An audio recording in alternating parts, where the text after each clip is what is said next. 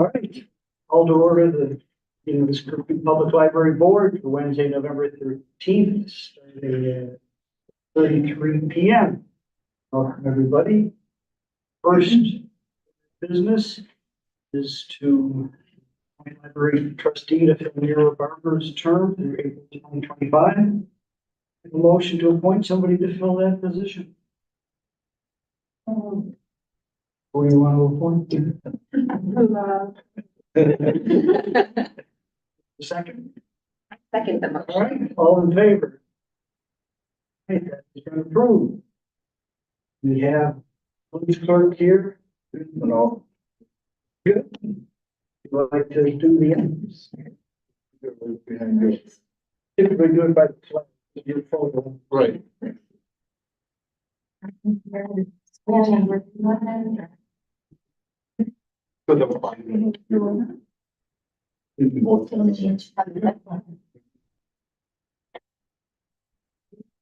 Follow on, you're gonna.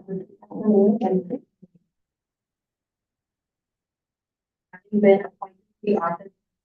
of trustee, Having been appointed to the village of Cody, village of Study, in the county of Bucks, solemnly swear that I will of the United States, solemnly swear that I will support the Constitution of the United States, the Constitution of the state of Illinois, the Constitution of the state of Illinois, and that I will faithfully discharge the duties of the office of library and I will faithfully discharge the duties of the office of library trustee. according to the best of my ability. According to-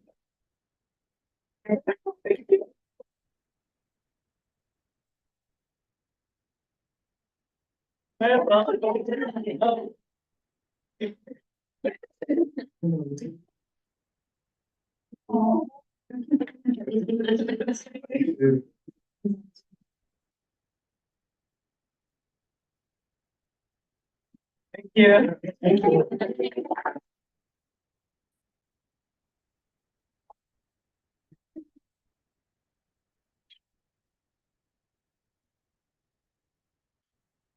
Thank you. Appreciate you coming in. Thank you, Mel.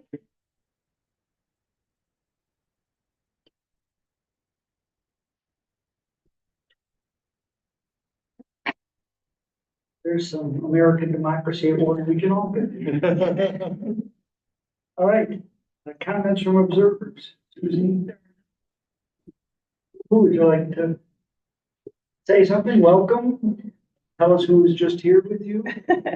Yes, thank you so much for the warm welcome. I'm really thrilled to be a part of the Board of Trustees of the library here. And my family was just here, my husband Hugh Colburn and my son Lucas, who is 8 years old in third grade.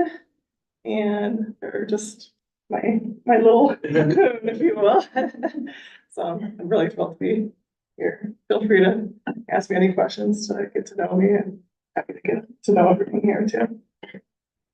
Welcome to. Thank you. All right, no other comments from observers, then move on to approving the minutes of the regular and closed meetings of October 9th. Let's start with the closed minutes. Comments, reactions, if not, motion to approve the closed minutes. So moved. Second, moved and seconded, all in favor? Any opposed? Unanimously, the open meeting minutes of October 9th. Corrections, comments, if not, motion to approve. Second. All right, all in favor? Any opposed? Unanimously. Then to the director's report. Good evening, everyone. Welcome. So the first thing I just want to point out is, good news, the auditorium renovation is completed. There's a punch list, just to clean things up and tune things. Our staff will be fully trained this week and I believe next week as well. Laura, myself, Amy, we've all had a chance to look at the voting years ago and the lighting tested out, and screens and the AV and the system, and it's all fantastic. Really looking forward to all of you can have a program there, share a lecture, or so I think you'll all be really pleased with the results. I see like a night and day mission. There's nothing like the sound that was reliable, and all that. Really turned out really Question. Yeah. So I remember when we did the tour last time, I think, you said the first event was going to be like a musical event the day, like Black Friday, basically, day after Thanksgiving. Are we doing any type of ribbon cutting, any type of like formal, kind of excitement type of thing to the community? Yeah, we haven't planned on it, but we can do something fun. It'd be really nice. We can talk about that.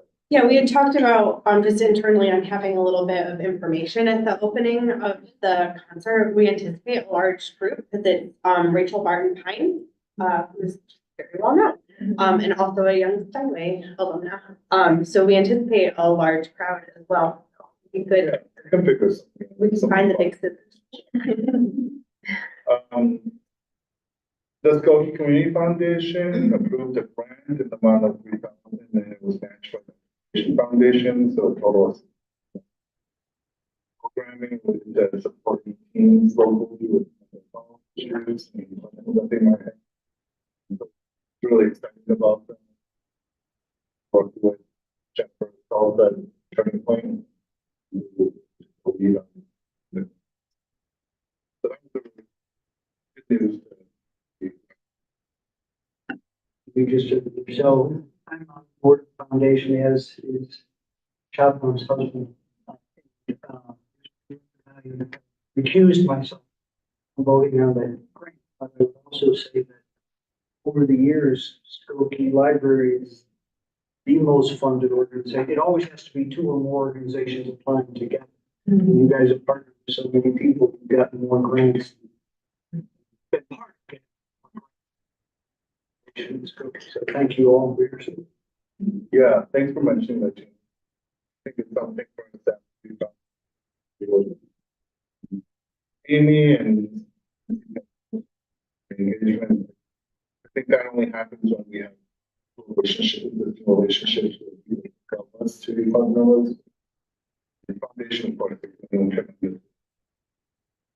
always good.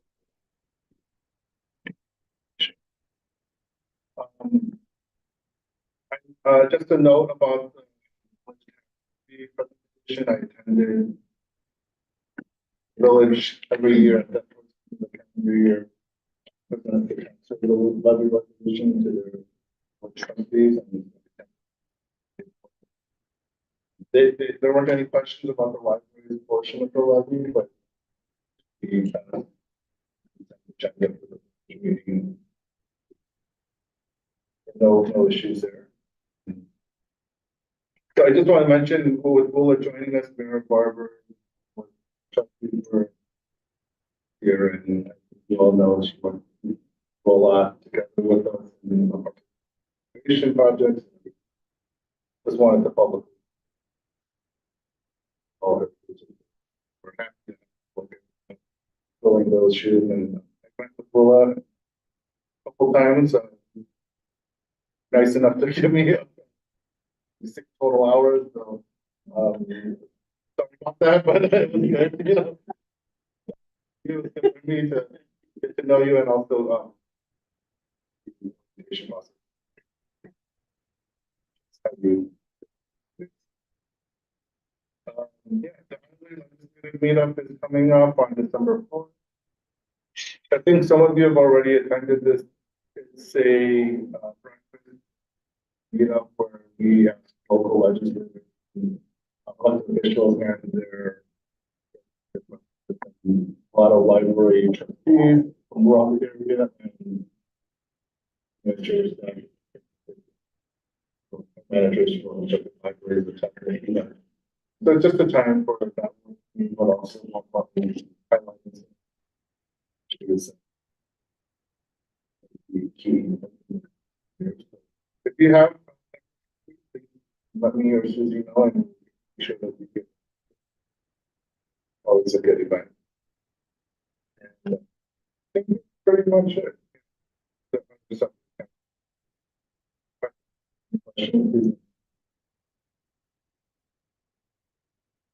Questions or comments? We find out who that person was. We played a book back up. That mystery hasn't been solved. I think there's video.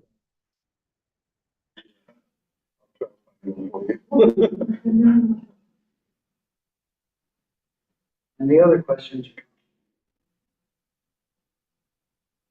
All right, we'll move along to page 18.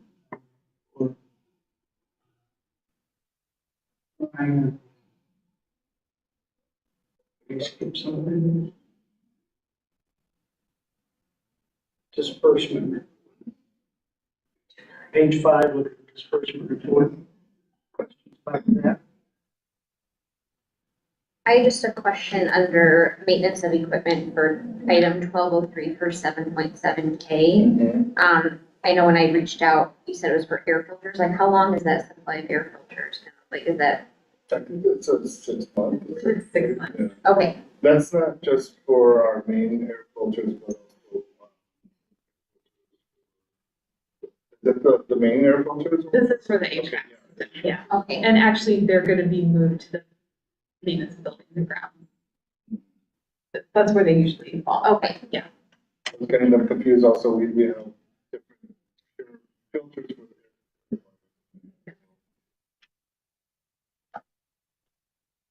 Then I had, I have a question, page 14, more curiosity. Spent over $2,000 at Walmart. Program supplies, what program costs over $2,000? page 18, 14. 14. Walmart supplies $2,200.94 on the credit card. Any idea?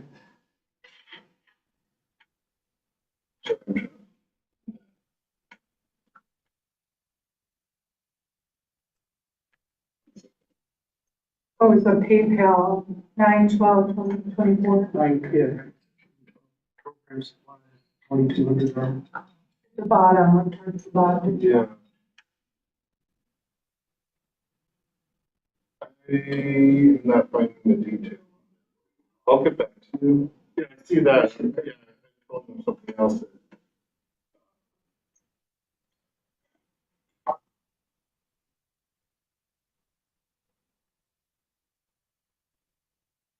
I'm sorry, I apologize, I'll have to get back. Yeah. It's probably, I'm guessing that when that happens, it's an assortment of a lot of different supplies and these kind of stuff. But I don't know actually what it was. I have one. Oh, you do? Yeah. It is a new, computerized embroidery machine. Oh, okay. For the studio. In years past, some of them have come out of the IT equipment line, and this one, we had space in the. All of the experiential learning activities. Through the programming line. Thank you, Thank you. appreciate it. found what I was looking for. There's two different expenses. So under tech and network, there's, line item 1206 for around 13K under, a vendor called Elm USA. And then separately later, under library supplies for line item 1284, there's an additional $2,000 for the same vendor. So I understand like one of them was for this year, but Yeah, that's a new, both of the expenses, like what's the difference? the between supplies, the latter is supplies. For the For the machine? machine. But I see. So the one, the bigger expense is the machine itself, and then the other line item is for the supplies for the machine. Okay, And that was replacing a machine that we've had for 10 years or years, so okay, we got all the life of it. okay, that's great. And just a little background on the machine. That sheet. So it's not just like when someone says, oh, but you write the little thing so that preemptively keep them in good condition. I like those little slips in the movies. I went Yeah. out and watched that. That was really handy, because I was like, you don't think you can't call somebody at the moment, so I'm like, oh, we'll just put it in there and return it. That's So what we want people to it's do. very Yeah. handy.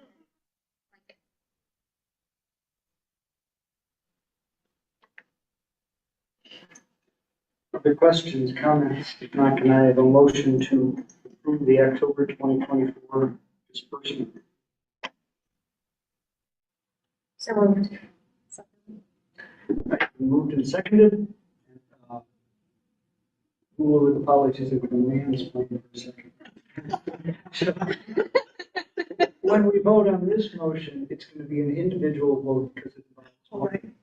So on the minutes and things, we just do all in favor, but this one I call on people. We have to vote individually. Specifically because it I may forget, but remind me. you'll see I'm going to call it differently, so I just wanted Thank you. to do it, and I apologize. All right, motion been made and seconded. Mary? Yes. Michelle? Yes. Amanda? Shannon? Yes. Rula? That passes unanimously. Thank you. Thank you.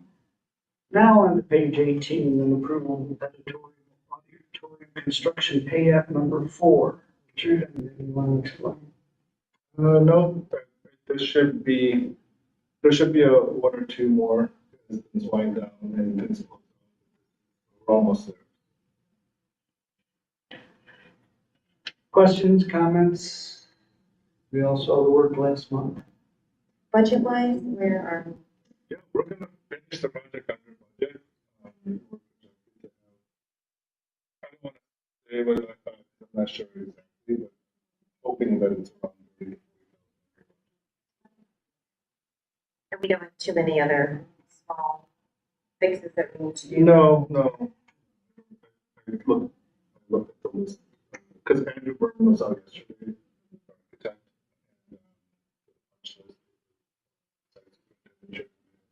And, there's, none of it is like.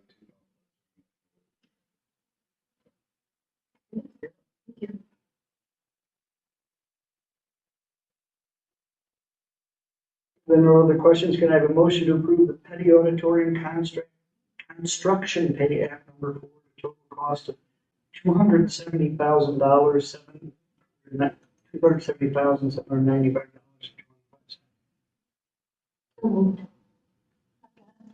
Right. Mary, Yes. Michelle, Yes. Amanda, Shannon, Yes. Rula, Yes. passes unanimously. Thank you. Now, page 20 is also pay app. Richard, Yeah, this is just for the AV contractor job. And this will close out. questions, comments about that? If not, motion to approve the Petty Auditorium AV pay app. The total cost of $43,702.61. So moved. Second. Mary?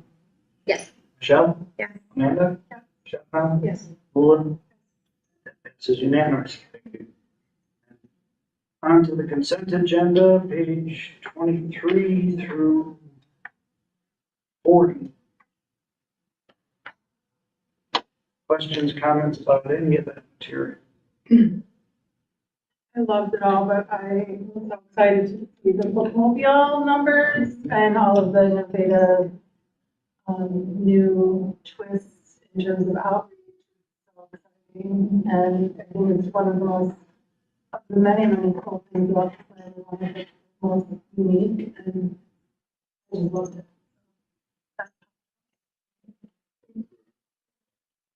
Nancy Phillips, our director of engagement, is here. And that actually has been, I mentioned, you probably know this, we're trying, I think a few months ago, I mentioned that we are trying something new, kind of the schedule of reports. And so you'll see more kind of consistency engagement, online services, programming.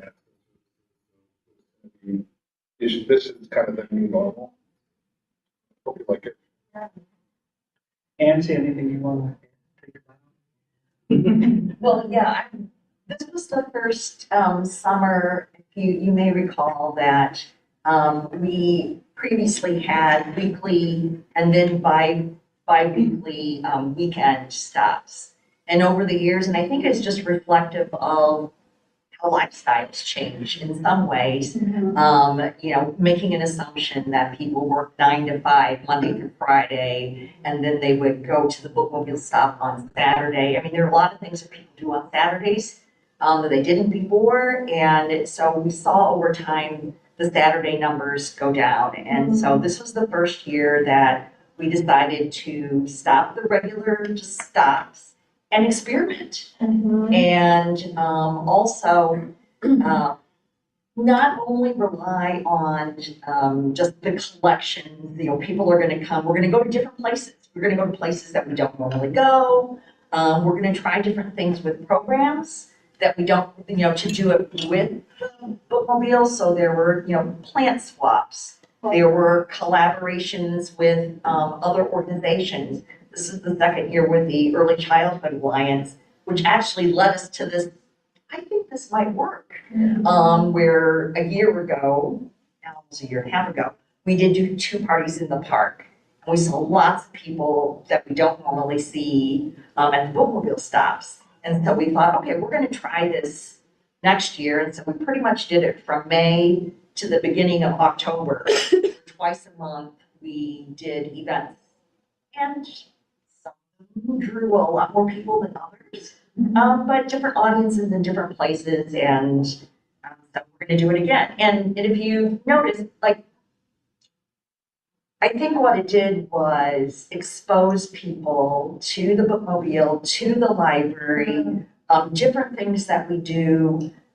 It didn't necessarily take circulation of the bookmobile at the same percentage, right? It was foot traffic, it was exposing people, and hopefully that will lead to whether people come to the main library because they know more, or we know that some of those events, now we've seen some of those people at our regular stops.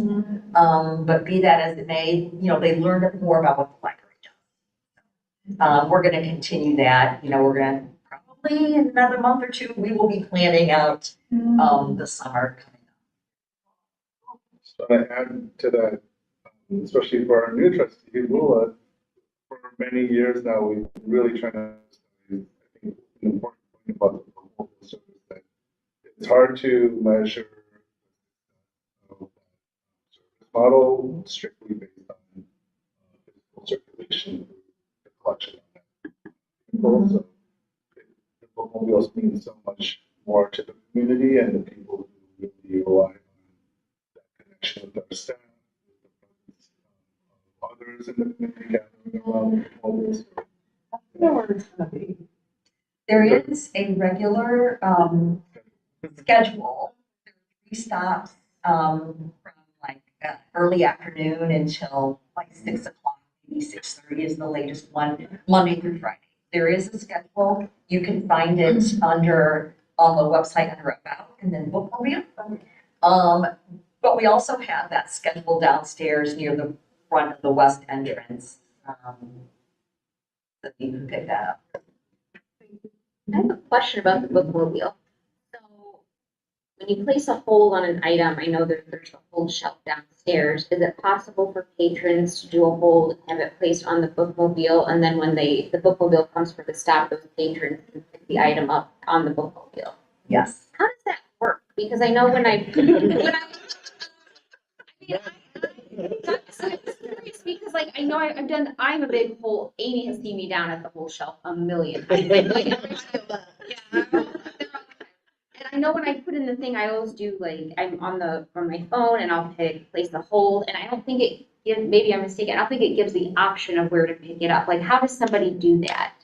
There's not a specific stop Okay, But there should be an option to say bookmobile unless, sometimes there's like a default, I think, right? You Maybe can mine's default just the to say it's default. always gonna be at the Okay. library, so, okay, you can probably change that. And then we just, for a week, will take all the holes that were for the bookmobile and just keep them there. So whatever stop you go to, okay, they would be there. So you can say, oh, I can pick it up on Tuesday or Right. whatever, but. okay. But isn't, don't we still have that? in the system?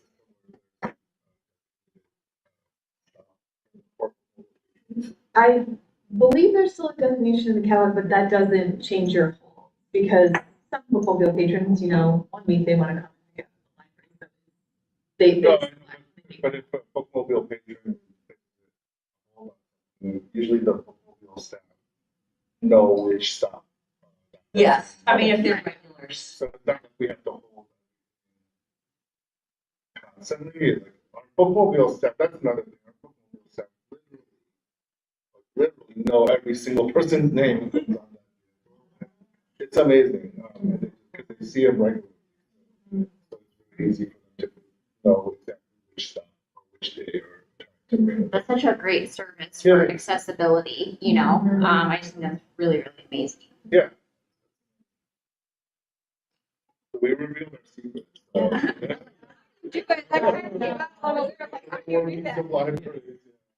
So Mary, if you go Yeah, on the I'm pulling bookmobile up the page, page. it does say how to pick up holds at the bookmobile and how to place We're gonna them. help you after the meeting. Okay. It's funny, I've never done a bookmobile stop. I get excited when I see it on the road. It's almost like when the CTA has the holiday train, and you're lucky enough to spot it. Like, that's how I feel when I spot the bookmobile. Even better than that. Yeah, it's just like, ooh, Yeah. and I get excited. So I was just curious, just mostly from an accessibility point of view, and especially as, to your point, maybe they didn't check out something the first time, or maybe they can't get to the library. I just think that that's a really great service to have. So I think it's awesome. And just, I wanted to add to that, just kind of anecdotally, really, seeing the bookmobile out and about much more often on the roads Yeah. this past summer than I think I have in previous years. And every single time I wave, I get a little honk, so that's really nice. They wave, they do a little honk, and, my kids and I know that we kind of, but just seeing it, and I think just overall, being out in the community and doing a lot of the community events, out with my own children, knowing that there is a presence that's consistent on the library. And I think that, I have, community members who will say, oh, I saw the library, oh, I saw them, they were here. I know, they're just everywhere, right? So it's very exciting to see just how immersed we are into the community event. So thank you for that. I know that takes a lot of planning, back in the background, right, to get everybody out and about. But any interactions that I've ever had have always been positive. Everybody's excited. Kids are always swarming the tables. So it's very exciting to see. Yeah. Thank you. I see it now. I just never noticed it. 'Cause mine always just goes to the library, and now I see how it says bookmobile. I'm super excited for you. Awesome. Can I tell you that one of the schools actually invited, our staff and somebody else to come to the school and show like older I put it in the report. Yeah. Older elementary kids how to place holds on their accounts, because they all have library cards. And in particular, that school has a bookmobile stop. That's So great. after they did that, there was a little That's on that. great. So Right. you and the fourth graders at East. It's great. And I do see even in my own children's newsletters that the library is a mainstay in the emails that get put out from the schools about what the library has going on for And them. that's part of, So I know that it's funneling down into the school system. Yeah, that's very intentional when, every couple of years ago, you'll see the agreements that we have with the schools. Where it comes to the faculty, their teachers, and one of the things that they do for us is help. And I've even seen it at like our open house school, that was a new thing, right, to have the library be there. All right, back to consent agenda. Laura, Leah, anything you want to point out about on-time staff recognition? We've started it now to the people between 10 and 20 years, so buckle in, because it's gonna be, most of next year we'll be featuring that. And about how many staff? Or between 10 and 20, I think we've got dividing them up over. And how many staff members do you have? Overall, we have some open positions. Yeah, I think by the time we're done with the 10 to 20, we will have featured at least a third. I mean, that's really a testament to longevity, right? I mean, that in this day and age of employment, typically between 5 and 10 years, you see a lot of, you know, transient movement that's going on. It's always Thank you. fun reading. Please stay. profiles. Mhm. I did have a question on the general operating fund. Sure. On page 25. So I would like to just kind of look at where the numbers are coming in versus where we budgeted, and we seem to be on track for several things, but we're about 50% through the year, and some items we are definitely, at least it seems to be overspending in some areas, like I think the one I'm mostly concerned about would be the maintenance of equipment. I mean, it would be great just to kind of check in on maybe some of those and Yeah, understand where we're at with that. Yeah, I can explain. So, technology, some of the research and learning, maintenance of equipment, all those lines are lines where there are expenditures really at one point, like kind of doubling up a lot of those funds. So like, for technology and research and learning, it's like subscriptions to databases or online software. And so it's just an annual fee that we usually pay at the beginning of the fiscal year for many of them. So every year you'll see that for those lines, and then maintenance of equipment is like of the bulk of that one maintenance fee that we pay one vendor. So when you pay that at the start of the fiscal year, it'll look like that for the rest of the Okay. year.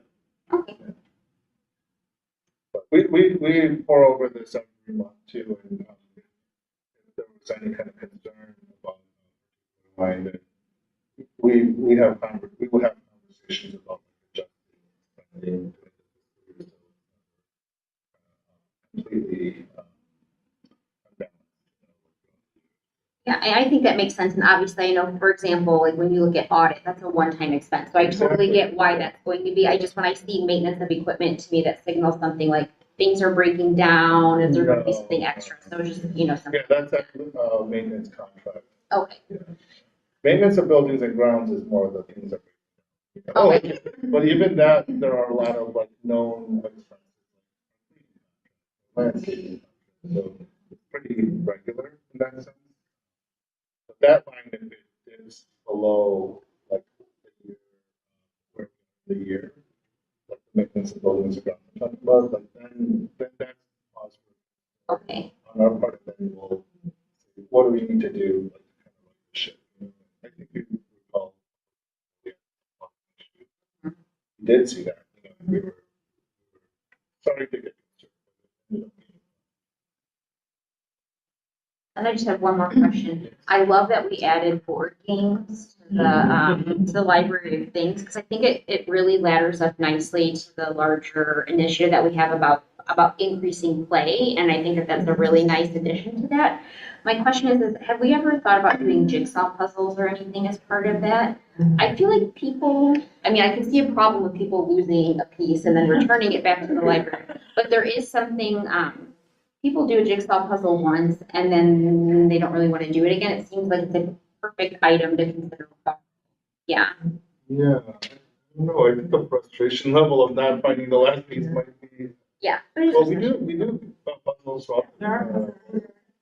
Here the communal puzzle, but you do. The logistical challenge of, with games, you can kind of count, okay, are all the tokens there, is all the fake money there, and easily, not there. With the puzzle, you would either have to put it together or count every piece and, slow down the, circulation. I was just curious. Yeah. Because it just Yeah. seems like it's a thing that you use once and Right. Yeah. you don't.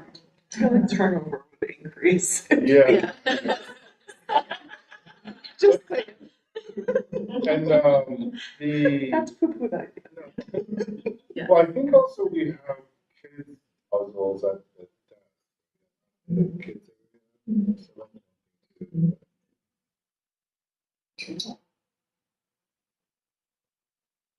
Other questions, comments? If not, can I have a motion to approve consent agenda? Second. All in favor? Aye. All right, moving on to acceptance of audit for fiscal year 2024. And this will require getting out of your folders and into the audit folder. You have specific questions about pages. Sydney Marks is, the Zoom call, I believe. Sydney, can you hear us? We can't hear you. Not hearing you. Can see you. But yeah, Give us a second.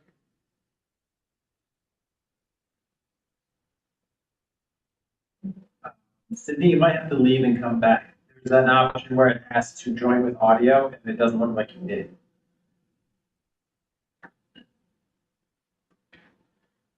So you have to leave the meeting and come back, I think. Yeah. Give us 1 second. while we're waiting for Sydney, yeah, I'll just say that Allison Dubak is here, our finance manager, and we just want to thank Allison for all her hard work for preparing the audit. I know a lot of work. The audit as usual, and we'll speak to that. Just want to acknowledge it. Do you want to say anything?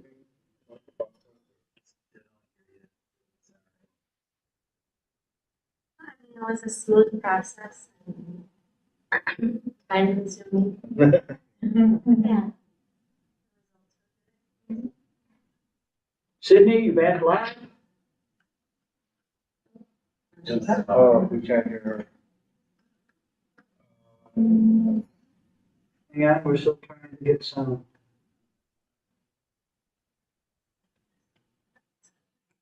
Are you guys able? Yeah, okay. Can you Wait.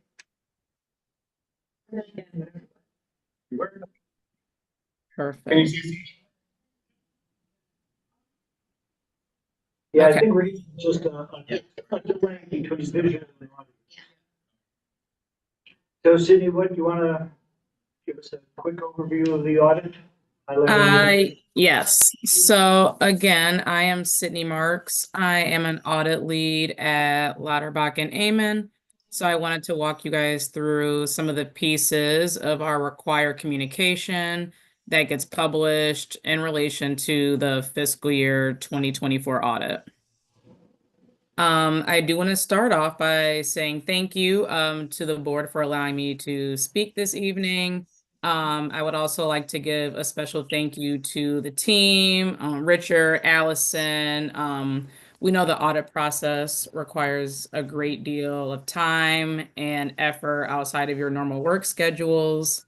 And I know that having the auditors come is not always the best. We do appreciate you guys taking the time to get us everything that we need, working with us, the constant communication for months. So we really appreciate that. So to start, the first thing I do want to go over is your SAS 114 letter. So the primary purpose of this is just to convey whether there were any disagreements or any difficulties that our management encountered over the course of our audit procedures while we were working with the library. So with that being said, obviously I'm happy to report that there were no such disagreements or difficulties, and that is exactly what can be found in the body of the letter.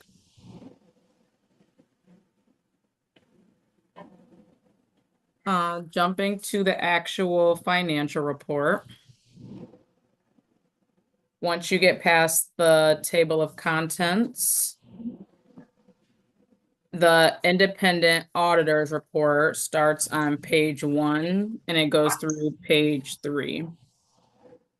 So your independent auditor's report, that just states what management's responsibility is for the preparation and fair presentation of their financial statements.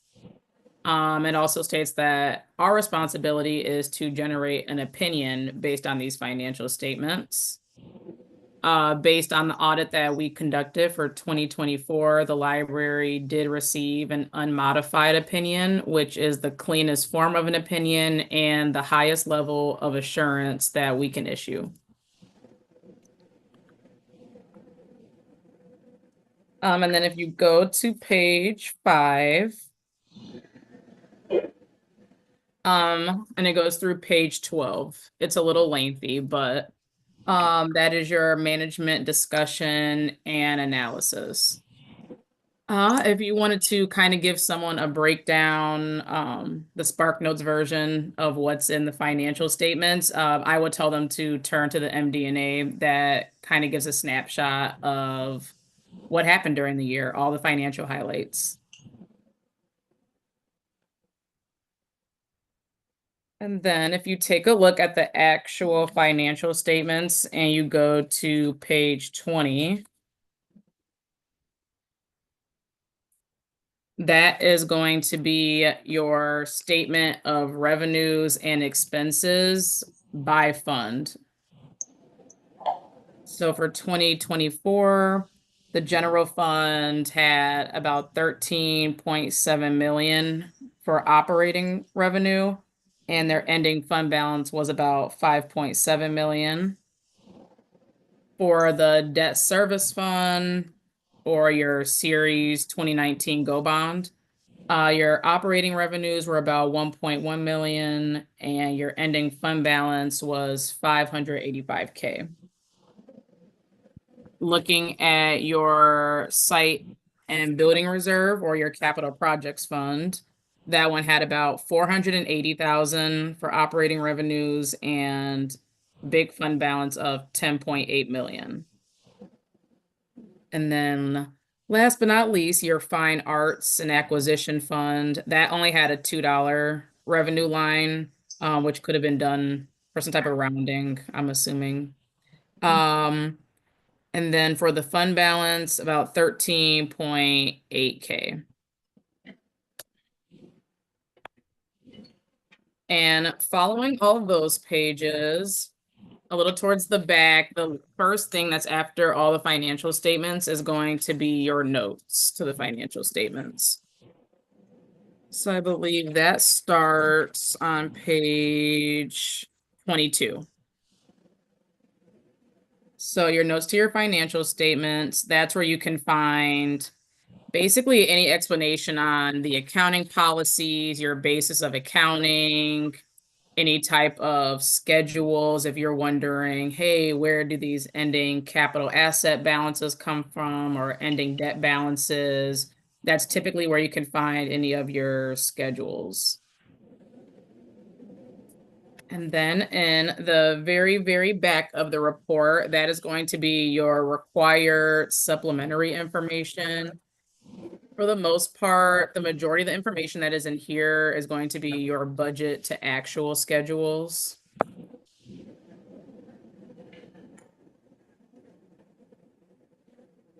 And then the last piece of communication that I do want to go over is your management letter comments for the year.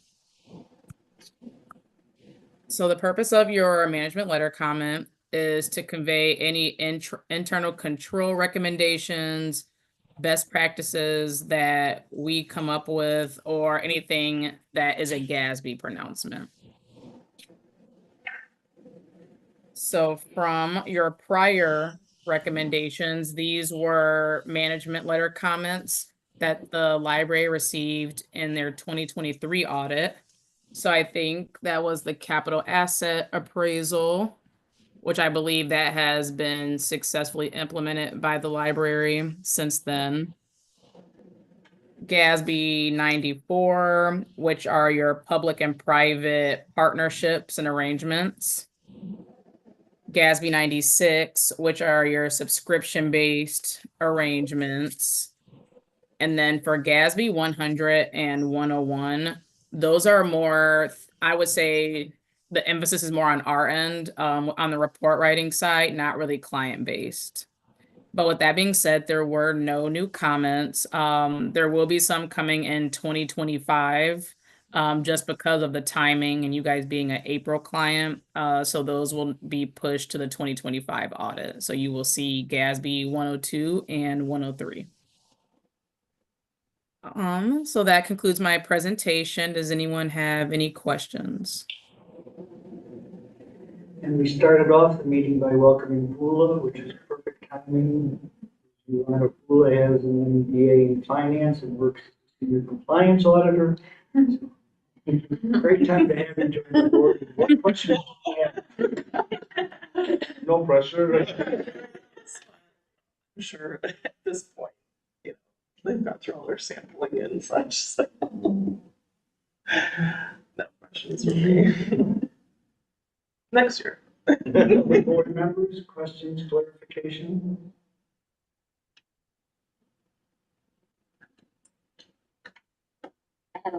I had questions prior, but I asked, like, it was mostly just clarification on some of like the recommendations and then the notes that were in there. But I feel like I have clarity on all those. Like one of the things I had asked about was in the capital asset appraisal, it said that the library was unable to provide a detailed listing of land and building assets as reported by the library. So I was confused why it said that we had reported that we had them, that we couldn't provide a detailed listing of it. Like that didn't make sense to me, like that exact wording. So I don't know if that's something that you guys would have talked about in more detail. Yeah, I think that, Sydney, you can comment on this, but I think that was something that we were trying to tackle last year, and we ended up doing it. So, that recommendation is, has been implemented. So I did work on the audit when that comment was issued in 2023. And I think we were able to have beginning balances, but I don't think we had an actual detail of what makes up your amount of land. And then I think it was the amount of buildings. So I believe that's what it was in 2023. And now it seems like it was resolved in 2024. So we have it listed as implemented. Okay.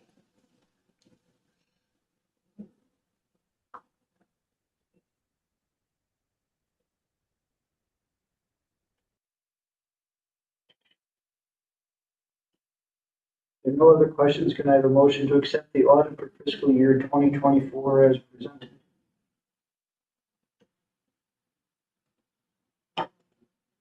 So moved. Moved and seconded. So individual votes, Mary, Yes. Michelle, Yes. Amanda, Yeah. Shabna, Yes. Bula. Yeah. All right. Thank you, Sydney. That passed unanimously. Thank you for all your hard work on this. Appreciate it. Thank you so much. You guys have a great night. Thank All you. right, thank you. Thanks again.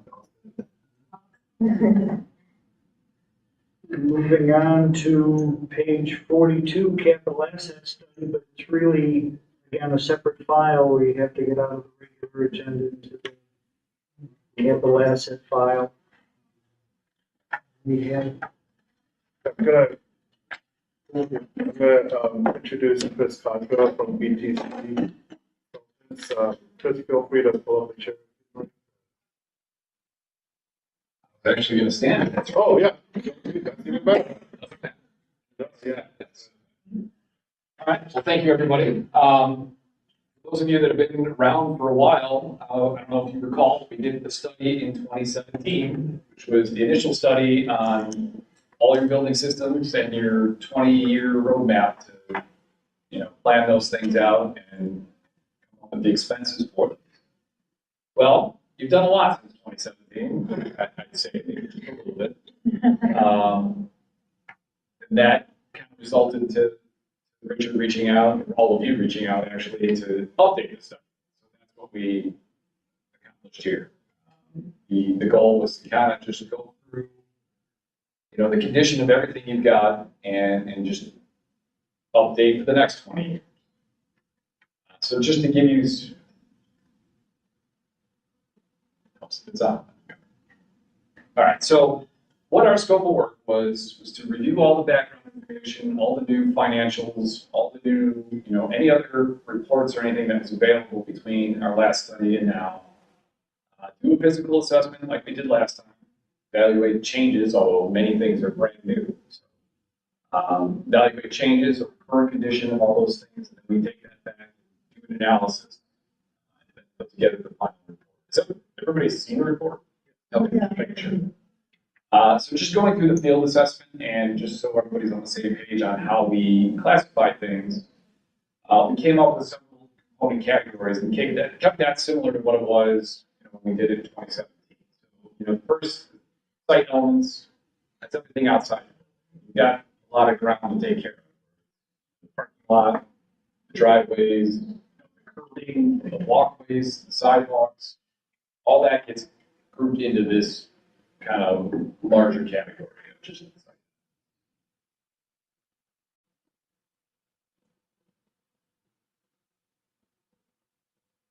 Kind of slow, sorry. All right, good job. Next column was the roofing and waterproofing. Obviously, the roof was just replaced not too long ago. Really, the next big ticket item is the waterproofing. That's just outside the third floor terrace area. That's something where the this space like that.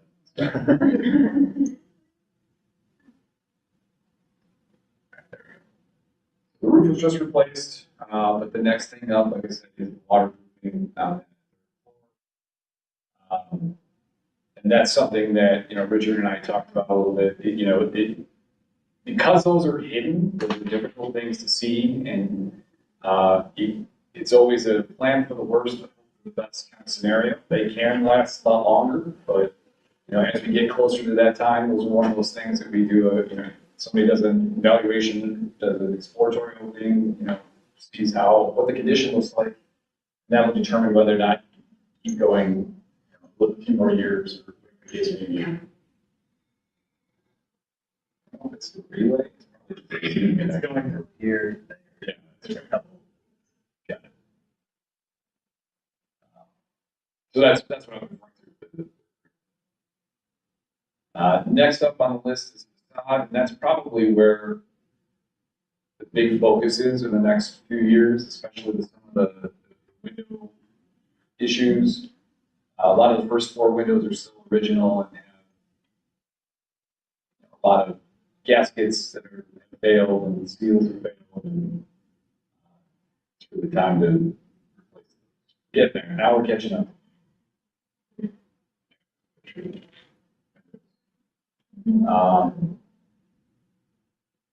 And just showing that the facade panels, the precast panels all the way around, that's also a view of that.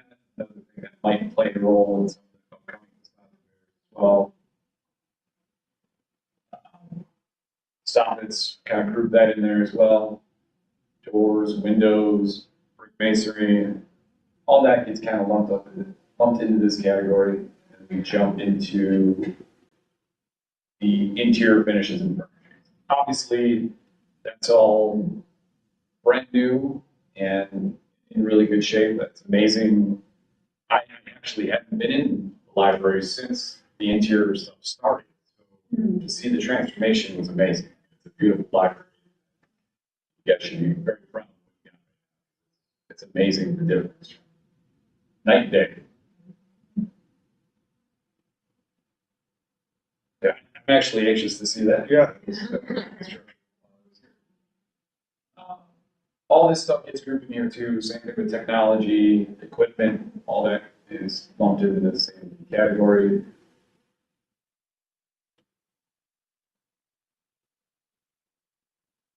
And there's also the back of the house stuff that everybody tends to forget about, but that's also included in this same category. Elevator finishes as well. Interesting. Flooring in the and then the mechanical, electrical, plumbing, and fire protection are kind of the last category. Each one of those actually has a separate report. I just kind of group them all together. showing all the different equipment that you're responsible for. There is a lot of it, especially with the building having basically been built at 3 different times. There's a lot of different bits and pieces that get tied in together, placed over the years. So all this gets grouped together, and when we're looking at these things, some of them are new, some of them are remain old or coming up on the document that need to be addressed or replaced. That's all what we took into consideration in doing this study.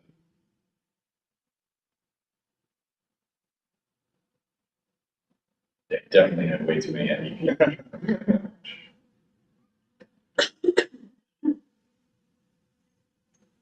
Lots of upgrades and all the emergency systems I've never seen before. Actually. Those were interesting. I'd be curious to see how many other places take those out. Talking about Blue Point? Yeah. Yeah. The blue one, the green one, Yeah. the red one's on it. Right. Yeah. I'll share more information about that. Okay, fair enough.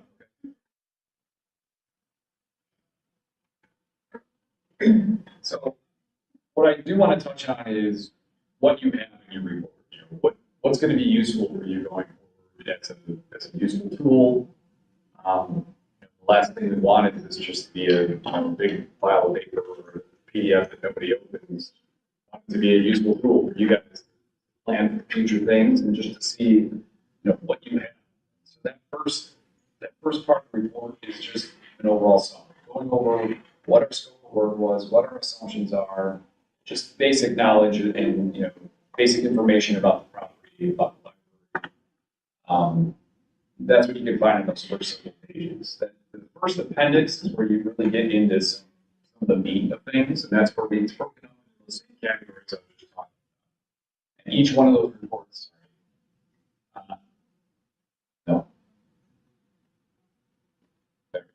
each one of those reports has all of these things broken into it. So first, it's a description of what the asset is. It's got approximate quantities, what kind of history, what repairs have been done, its current condition, what it takes to rehabilitate that component, and then cost and schedule, and then the last part of that is maintenance recommendations. That's not the focus of the study, but that's meant to, we're trying to give you a big picture targets and when these things get replaced and repaired.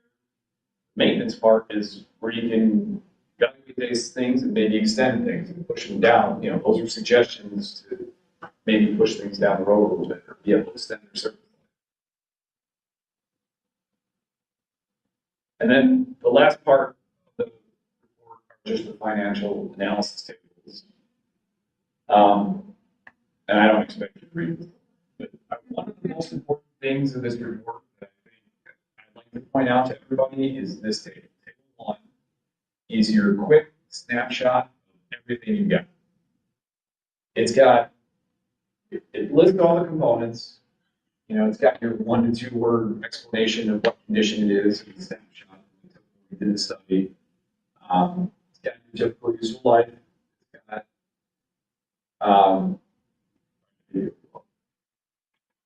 It's got your remaining useful life. It's got your sizes, your quantities. And I think that's one of the most important things to take from this, because you're going to have prices and things that go up and down. One thing that won't change, and something that you need for a quick reference. Somebody needs to know, how many square feet of asphalt pavement do I have? This is a quick reference to find that, and it's for all. So that's why I think this table is always very handy, no matter what things change. A lot of things stay the same. This is always a quick reference. Tables 2 and 3 are the same thing, except table 2 is present day expenses and the schedule for all the upcoming expenses.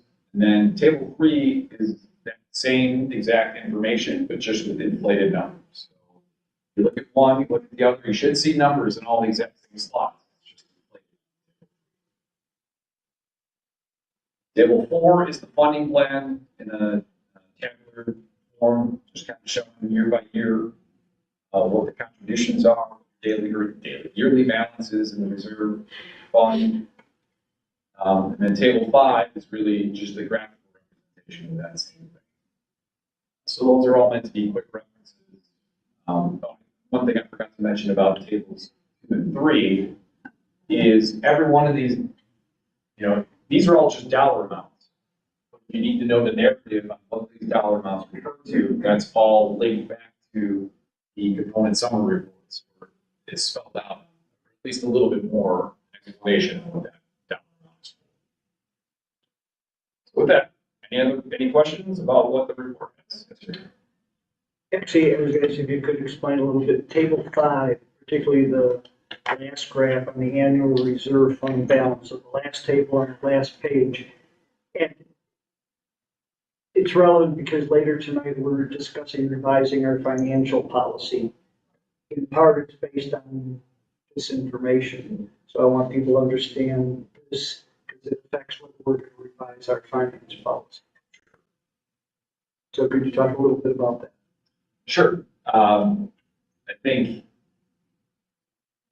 from my perspective, I tend to visualize it better in this table, but it ends up being the exact same thing. The tricky part is when you're having levelized amounts, but we have several things in, forget what the years are. There's a couple coming up where there's some pretty large expenses, but towards the end, there's less larger projects, but there are also things that are kind of just outside of that don't get captured in this, that you have to be ready for, like, the roof has to get replaced again, but that's outside of the study now, that's pushed down the way. So, the goal is having an annual amount that's consistent based on, what you're being able to get from levies or whatever the case may be. But the balance is going to fluctuate up and down because of some bigger expenses that we have early on. I think, I'm not sure if I'm answering your question exactly, but.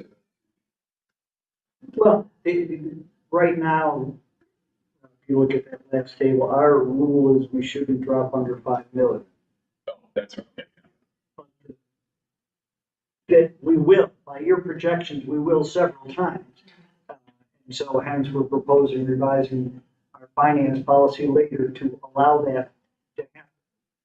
Richard, I don't know if you want to say anything. So I just want you to see this now, and part of why we're proposing changing the finance policy later, because it directly relates to how we can allow that to happen, but still do well long-term. In terms of an annual expense versus long-term expense. Those are your projections. Yeah, no, I'm sorry, I didn't realize that.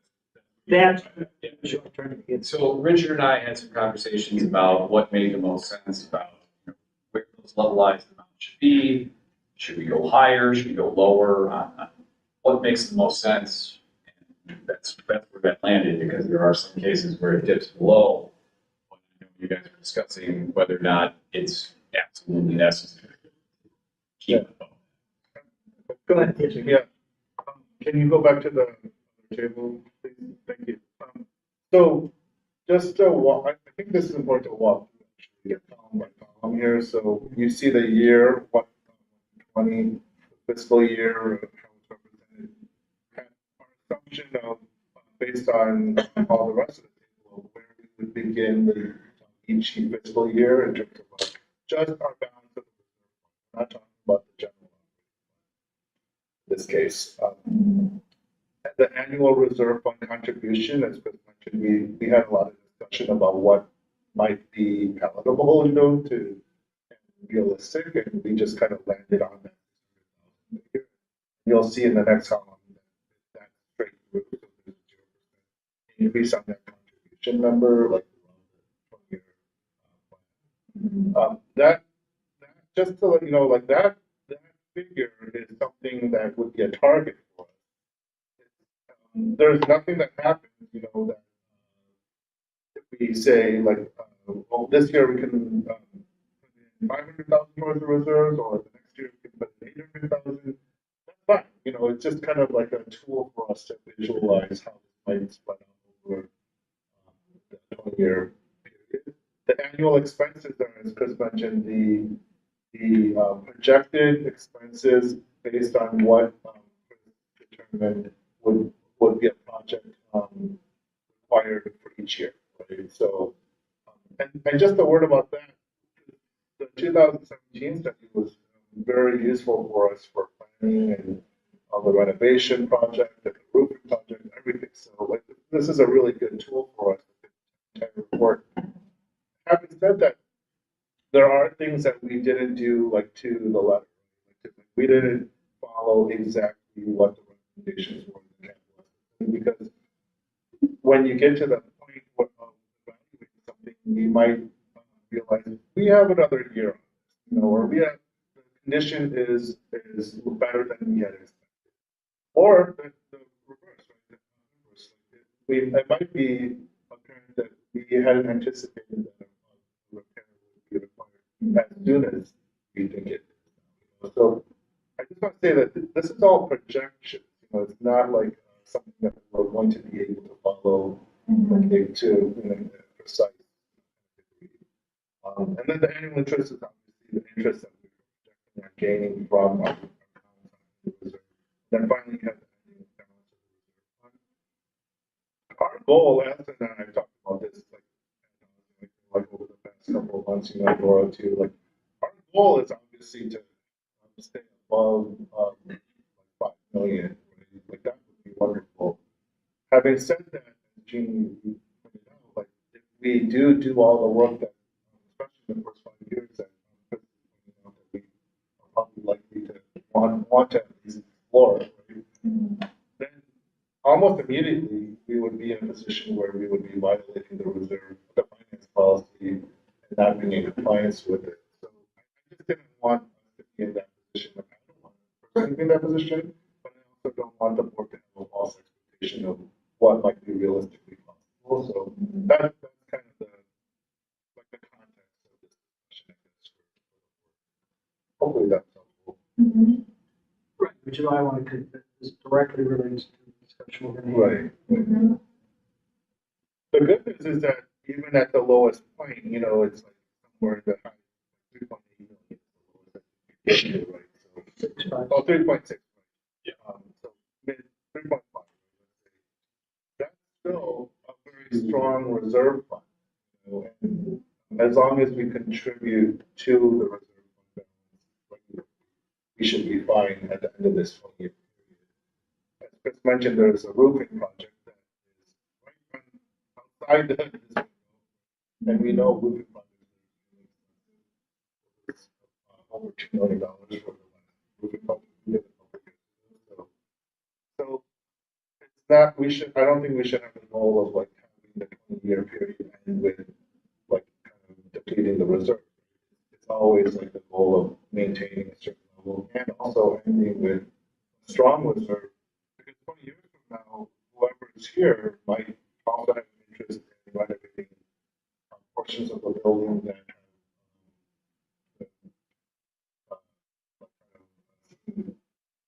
days or service model might change where change might be necessary. So like the 18 to 20-year period for capital renovation is kind of typical. So I'm assuming that renovation will be needed after this 20-year period. So if not before. So just some more context. It's meant, the intent is for it to be a 30,000 foot overview of all your systems and to have some guidance and roadmap. Because like Richard said, it's not always gonna hit exactly like it. I mean, I don't know that I've ever seen it where anybody has spent the exact amount of money in that exact amount of year on every single one of those projects. It's just more meant to be a, plan for the worst, because some of these things are gonna last longer and you can push it back, and others are gonna come sooner. So be prepared for that in any way, by just having the big picture in place. That's a good way to do that. There's additional financial assumptions in here as well, like a 5% interest rate and 3.5% inflation. So that could really be Exactly. all over the map, Exactly. a lot. So just kind of keeping that in mind as well. There's so many factors to this that are possible.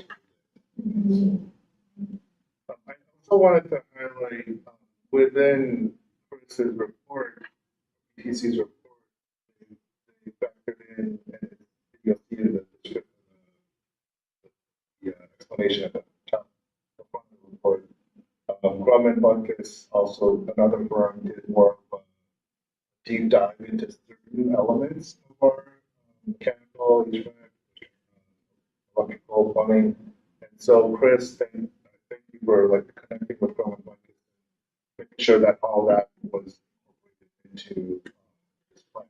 So what you have is like maybe even a deeper dive than what would typically be shown in the second study. So we're really trying to kind of peel away all the layers so that we can really see what we need to see. And so it's all just really good information for the board.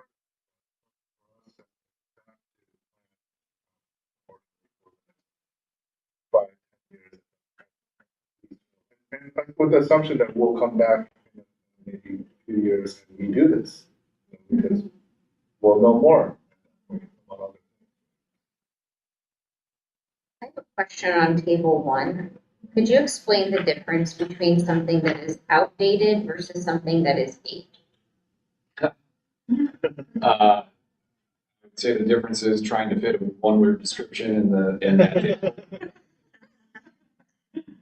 Like when I think outdated, to me that seems like, it's old, but it's still fine and you could use it for what?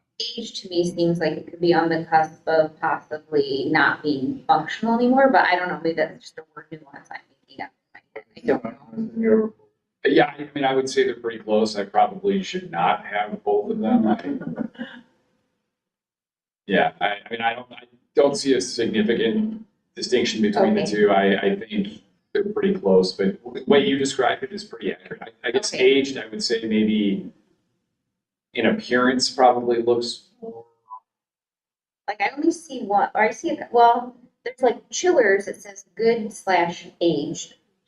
Oh, okay, that makes Yeah, sense. yeah. Okay, and then the other one says like the automatic transfer switch is aged, but then I look and I see, like the boilers are outdated. So it just kind of confusing. Well, okay, that I can tell you is probably, you're probably hearing two different voices because you have from GBA, there was a team that, you know, there's the mechanical guys, there's the plumbing guys, and the electrical. You're probably just hearing two different voices in that regard. Okay, We should have done a better job of condensing that as a But more they're consistent essentially evaluation. talking about Yeah. the same. Similar. Right, it's, right, exactly. I just didn't know if they're like one meant more of a recommendation, you know. Yeah, I just wasn't sure because I mean, okay, I get what good means, I get what poor means. I just wasn't sure about those two words. Right, no, that's Okay. fair, that's good. That's Okay. good. Good point.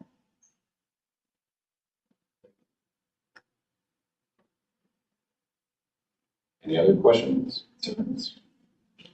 I like the report. I thought it was really thorough. I think it's useful. I think it's, I like it. I think it helps provide a very clear, not to your point, it's not an exact plan, but it's a great roadmap for which we can kind of anchor things and use as a reference, especially when we go into budgeting and whatnot. I think it's really, really good to have this as a resource. Thank you for doing it. Yeah. This may be more concerning to see the roofing issues, Yeah. given that a lot of money. It's like bubbling and problems at the seams. Were there any kind of warning that they didn't, where they did the job, or is that natural? And I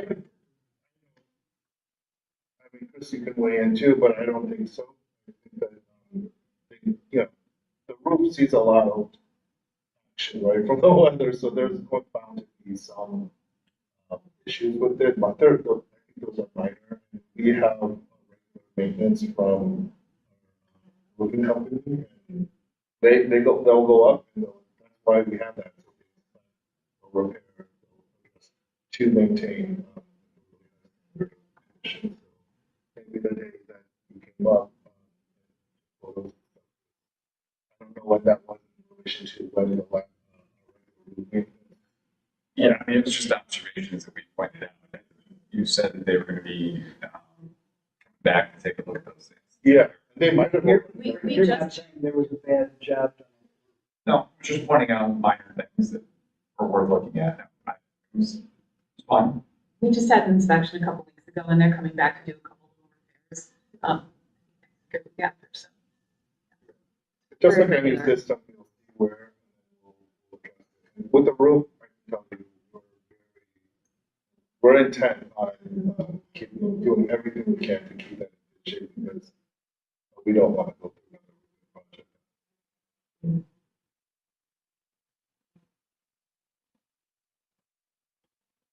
Any questions, comments from the board? And just to clarify, there's no action needed here. This is all information purposes only. We're not asking to go through any specific work.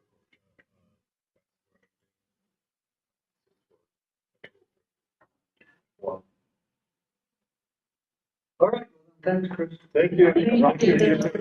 Chris. All right, then we'll move on to page 44, balance sheet for the 6 months ending 10/31/20. Back to your regular agenda. Yeah, this is just a regular thing that we provided each fiscal year where we just show how we're doing, where we stand. So, as expected, we're in a good position right now.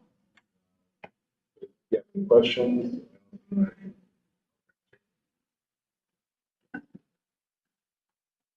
You'll see another one of these.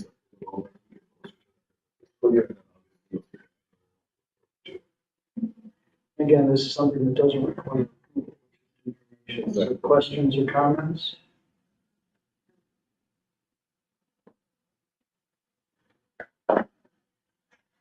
Thank you. Thank you. Good night.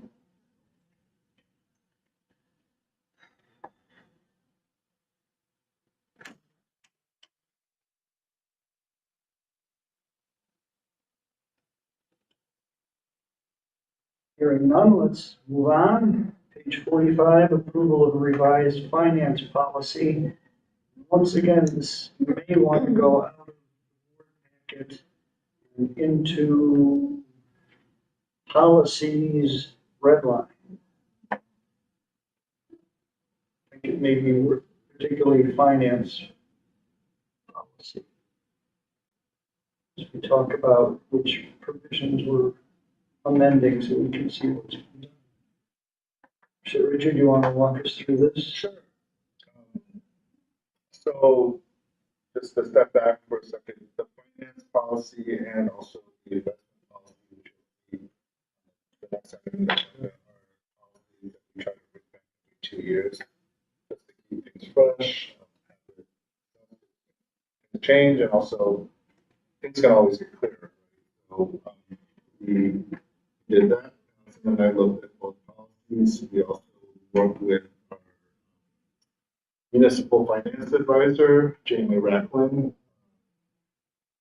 We've been working with him for several years now, but he's an advisor for many bodies around the area. So he reviewed it, both policies as well. A lot of this content is incorporated into the changes. My memo, as my memo states, I highlight a handful of things that I just wanted to know of particular importance. But if the board has any other questions, I'd be happy to answer. I think the main thing that I would draw your attention to is kind of what we were talking about before, the adjustment to the target balances for the general operating fund actually and the reserve fund. So, I was going to start a little bit sooner. Sure. So 2.3.2 price quotations, because to me, this, I'm not challenging, but it's a completely separate issue, but people should just be aware we're changing Right. a finance policy. So 2.3.2 is changing where we have to get 3 quotes on bids or bids for projects. And so our current policy is anything over $5,000 for a project, we have to get 3 bids on it. This proposal is changing that minimum up to 10,000. So for under 10,000, we wouldn't need to get bids. So currently you need to get it for over 5,000. This would say, no, we can go all the way to 10,000. Richard can sign anything for 10,000 without getting bid. So that's the first significant financial change. Just, I think just to clarify, when I use the word language of bids, giving bids, we really mean when it's required by law, 25,000 and above.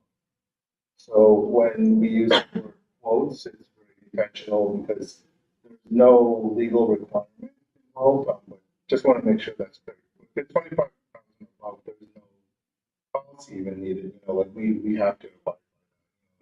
So this is more. There's no legal like guidance here. It's more of a, you know, decision of what the board would be comfortable with and what would be practical. But everything else. Just want to make sure. So this would be changing, this would be allowing Richard Authority to not get quotes from 5,000 to $10,000, which is currently required. Just bumping the floor. Just kind of curiosity. Is that to just, Yeah. to kind of be able to kind of make moves a bit? Yeah, that's part of it. I think that we've just, over the past several years, I think we've changed it to 5,000.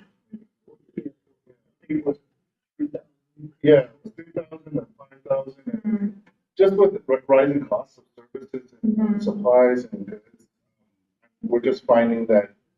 So I'll give you a scenario. We have a regular HVAC contractor who works with us, and the preventative maintenance contract. So they're always in the building, they're moving in. Just to keep things, just to prevent preventative. Not to even repair it. So like say there's an issue that comes up and we repair it in one part of the building. And then like, you know, 6 months later, another part is similar that also goes out or whatever, needs to be replaced. We already have a working relationship with that contractor.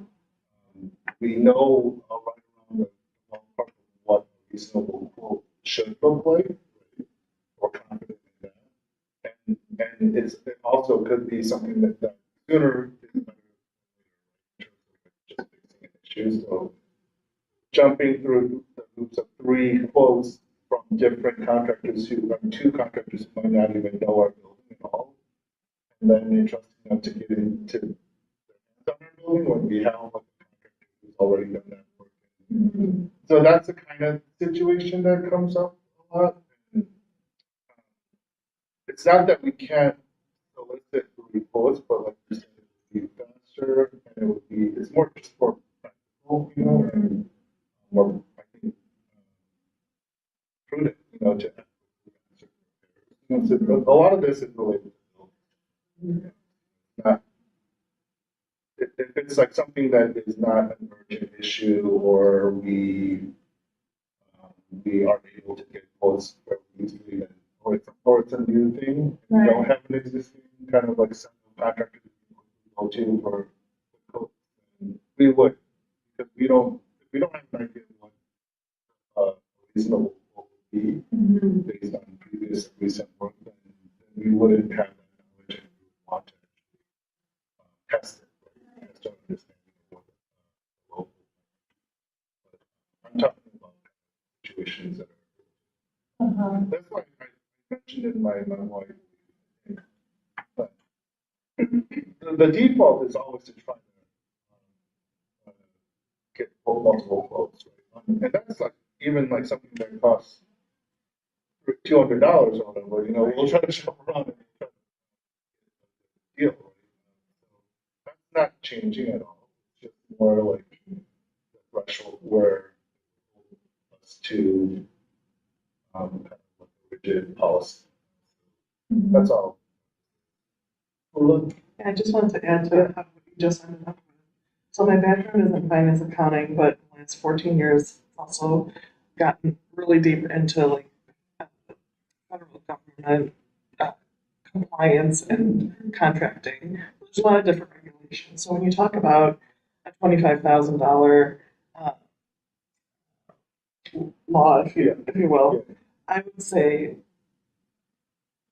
that the policy for the library shouldn't be more stringent than what usually a law should be, unless you have a very good reason, because what happens is when you go into the audit stage, you may be putting yourself in a position where you're going to be tripping this particular,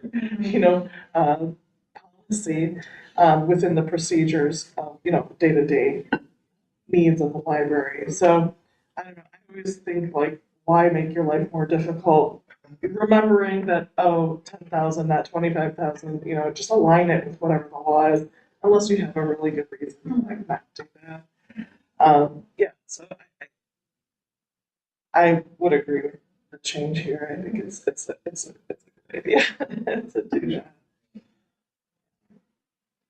I do have a question though, but because I know the audit firm will ask for the policies to make sure that they align with, their sampling and such during the audit. Is this something that they're aware of? Is it something that they suggested or? So do you know if they, how closely they look at our current finance policies when they're performing the audit? And they require us to have the finance policies, they really pay attention to the capital asset policy. So, I mean, we show them, we provide this information to them, so they do see it. Yeah, I think that. It was not a request at the most recent audit, if that's what you're asking. I think this is done every couple of years, right, Richard? This, every 2 years. Well, if nothing had changed, I mean, they're probably reverting back to the prior policy. The auditors are sometimes. I can guarantee you they're looking at this, comparing it to your procedures. Okay. Because it's part of their paperwork. Can I just follow up with what Bula said, like, I'm just asking. Yeah. If that's the case, I'm not a finance person, like, but if that's the case, why have a different number than, like, why would you do 10? Instead of providing it with, I'm just curious. No, I mean, I think that was just, over the years, there was, in previous discussions of the finance policy that was introduced. Just a good practice almost, more of a good practice. It wasn't intended to. I understand what you're saying, but it wasn't intended. It was more just to highlight what our aspiration would be. Is that accurate? Yeah, I would say the law is really the minimum standard. It doesn't mean good practice. So $25,000, we have to do that. Right. I think in the past, the board has found keeping more guardrails on. And Got it. wanting to just watch the spending below 25,000, not for the little stuff. Right. And then as inflation and over the years, the little minimum number gets larger. Yeah. So that's the proposal. The idea is to still want to watch. 10 to 25,000 is still significant spending from our. So the law is always the floor that you're allowed to do more. You can't do less than what the law says. In fact, you usually should do more. You know, even though the current policy and the provision states so there are certain things also that it's possible for us to get to be close because it's a custom thing or it's a proprietary thing or so. Mary, you were. That's what I had asked. Yeah.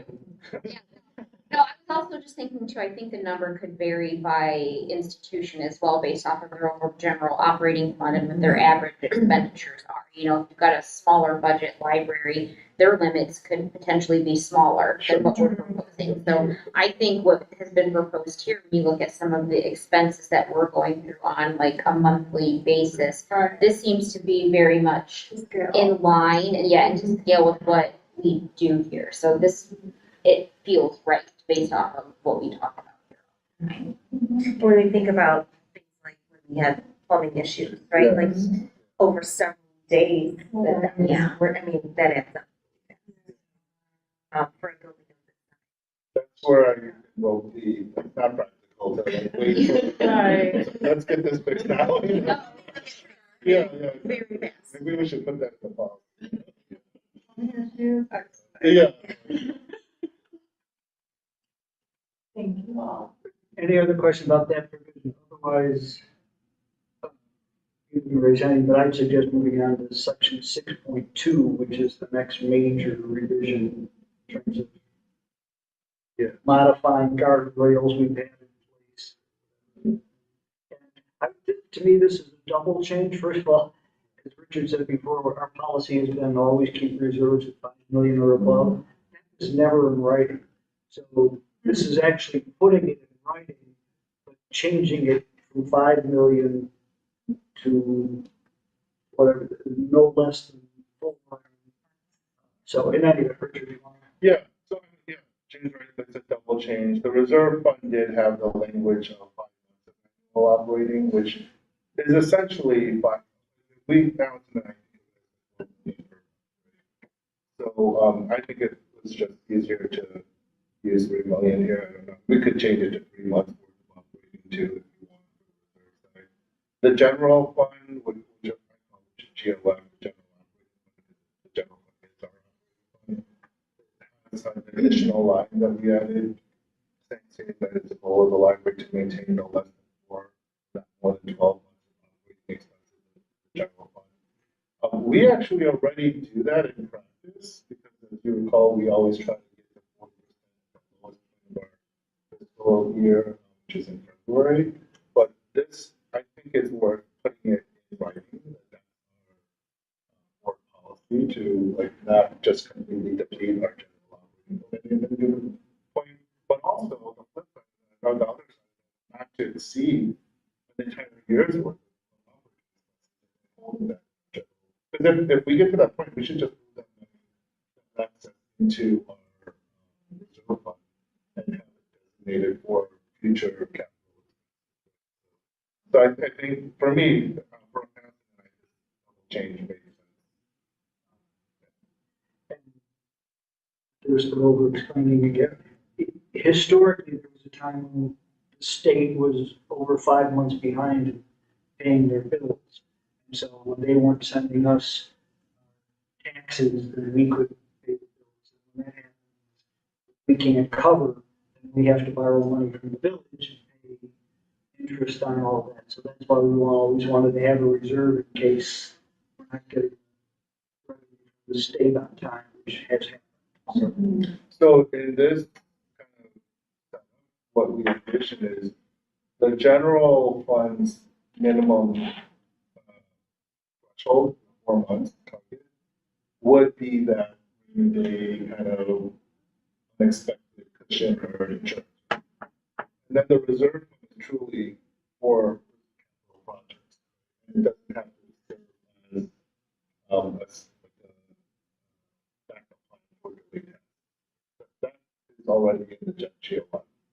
The reserve fund can come down because if we're using it properly, it will go up and down. Right? And that was what I was emphasizing the grants, because follow those projections, that will drop. It will. But it will also, if we commit to putting more money in each year, whatever that may be, it will hopefully also be replenished, right? Which is, I think, the ideal scenario where we keep the reserve fund in a really good, nice comfort zone, knowing that we can pay for big projects year to year, but knowing that we'll never. And then the GLF, same thing. Stay in like a sweet spot where we know that hey, if the county delays taxes, revenues for us, we're fine. We don't have to like go to the village and explain or go to a bank and all that. That's a good question. But our practice should be to always keep that reserve, the GLF balance at a nice spot.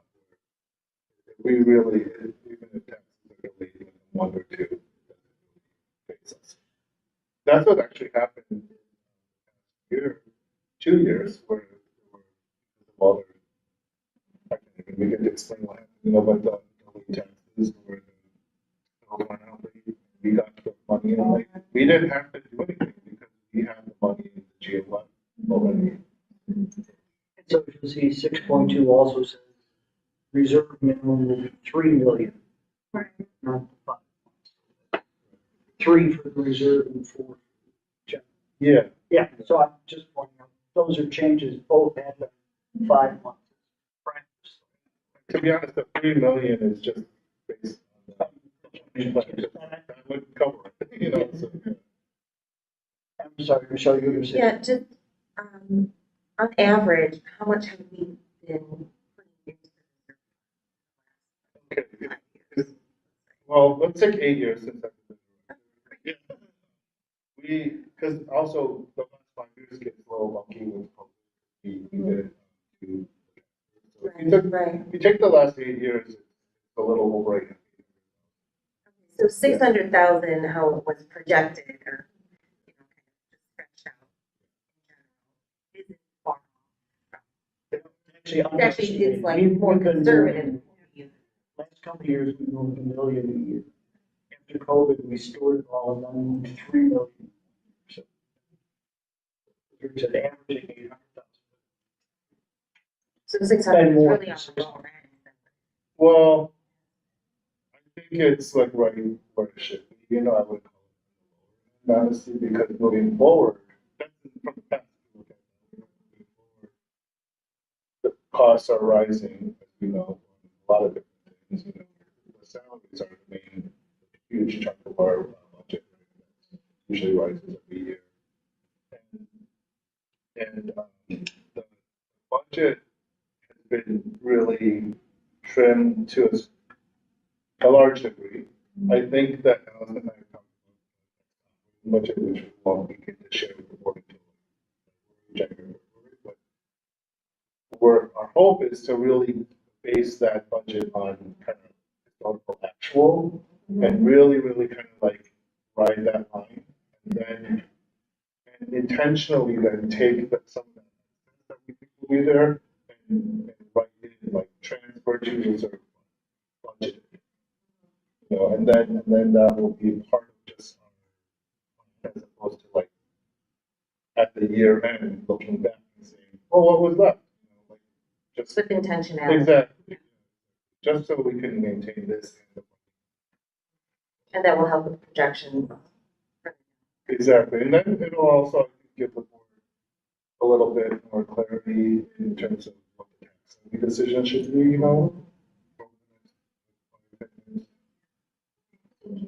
We're just, it's all related. Oh, I wanted to point out, since we're talking about fund balances, 6.3 is a new section. And I thought this would be helpful too, because I wondered if the board would be hesitant to decrease the threshold. And so we put this in here too, that if any of the fund balances move outside of the target ranges, that I would be required, right, to report that to the board and also provide some kind of plan, to get us out of that. So it can't happen in the dark. Exactly. And that's right. Lawyer, 6.2, it's saying it's the goal to stay this and we should stay this. That's legally different than saying must, has to stay at this or cannot go. Right. So these are goals, so that's why 6.3 says when we don't meet that, Richard has to address it.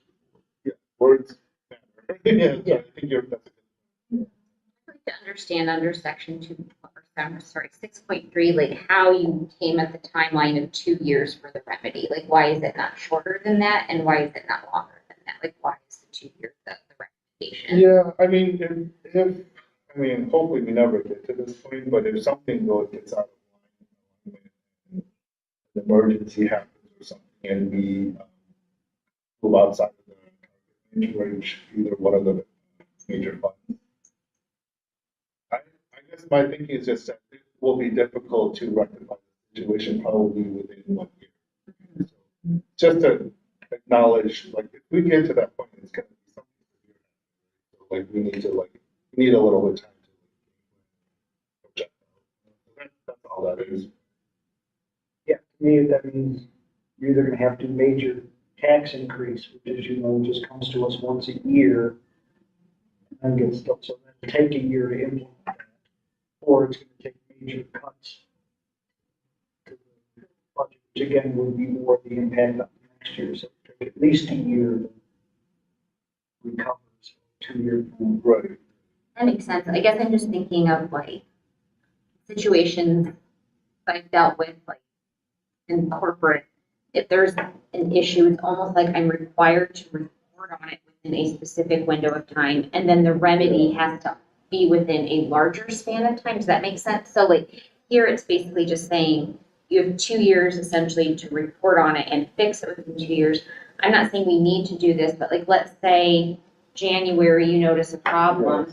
Do we want to remedy this or possibly alter the wording where within like 3 months of the situation being noted, you're required, you know what I mean? Almost like, I guess I'm saying we don't want to wait, 9 months after. And I'm not saying you would, but I'm just, is there something we want to do? I mean, I thought of that too, Mary, and I wondered how difficult that would. No, you're right. I mean, To assess all the situations are nuanced, right? I just want to avoid a situation where if something happens, I don't want us to not be able to deliver on the remedy in 2 years because we delayed by 6 months to really put forward a plan. Do you want to propose an amendment where we require Richard to report to us within 3 months of going, within a month of going under, or 3 months of going under? You can give us your 2 year plan, but right now, you have, it's open-ended. Well, When you actually report. Kind of think that's not really the case because we have monthly financials, you see our monthly. Right, I'm saying this just says you shall present a plan to the board, it doesn't say when. You could say, yeah. I mean, 6 months. yeah, I mean, all this is. In terms of when I will give the board a heads up that we're gonna experience an issue. Yeah. That's like, as soon as I know. Okay. Right? And maybe And that's it doesn't through the need to be right monthly here. financials, through the quarterly investment reports, you have 2 touch points in the year on the levy and the operating budget. Right? That's built into this timeline of the board. So there's no way that we would be able to do any of that work without me sharing all that information that we normally share for those 2 touch points, So in terms of coming up with a plan, I honestly don't know how long it would take to come up with a plan. This is like wild scenario, so I'm not sure. I don't know, like how. I mean, my hope would be like immediately, ASAP, essentially, Yeah. but I don't really know like how long it would take because I also don't know how the situation. Okay, that makes sense. I think, I don't know if we have to put it in writing. It's just almost like, to your point, if we're looking at the monthly financials, I just feel like there should be almost a separate section in the board packet where if there is something, it needs to be very specifically called out. Like it shouldn't be part of a typical line item thing. Like it needs to be a very specific. What about this? Like, on the monthly statement, we have the balances. Mhm. And right now we have a list. Yes. We could do like a summary table of like all of the GOF balance as they stand and the reserve fund as they stand and like what percent that would be of operating expenses. To let every month you get the bottom of that indicator of like what the percentage is. Yeah, we could look at it like that. I mean, I would just say like, it's our practice to be transparent. It's very good at it. I'm very good at, anything comes up. And we're always open to questions and we always have the answers. I don't know, my opinion for like policy is not to necessarily put time limits on things, just to be more general with it, like the embedded practice is to let you know, as soon as possible if there's a raging problem or even a little problem, we tell all, so it's not our practice to hide anything. Yeah, and I don't think that. No. Yeah. We can work on that, you know, like kind of give you a regular indication of like, and then something that you can like just look for every month, you know, so that. I just think that's good, you know, that way it's something, it's a place we know to look, we can anticipate, and then to your point, you know, sometimes some problems are simpler to solve and it's very, I don't wanna say it's easy, but you can put together a plan more quickly. Some things are more nuanced and you need a little bit more time. I just wanted to make sure that if we're saying we have a plan that can be executed within 2 years, that we're really thinking about the scope of, you've noticed the problem, you've put together the plan, and you're allowing adequate time to be able to execute against that plan. Yeah, yeah. I think it would be helpful, even for me, just to have that. Yeah. Little indicator of how balance is. And I'll continue, you know, on the practice of whenever we have the operating budget or capital discussion, a lot of this is related to capital. Obviously, right? Massive costs, right? So we'll say, I like the practice, and Jim, I don't know when we started before, at some point, to provide biannual update on anticipated capital.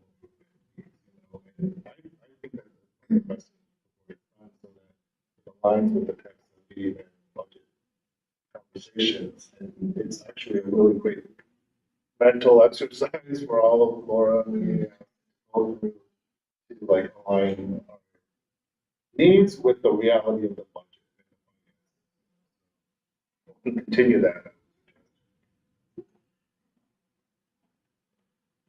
Mary, you're okay as is? Yeah, I think so. I just wanted to talk through that a little bit, just because, I mean, my job is project management, so I've seen so many times where things can fly off the rails if you don't have, you know, if you're not planning for the planning period and the execution period. Yeah.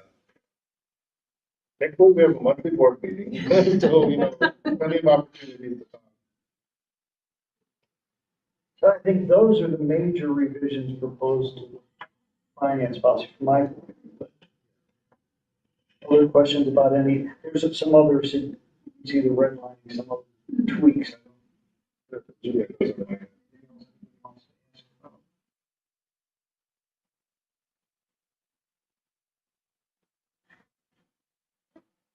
Now, can I have a motion to approve the revised finance policy as presented?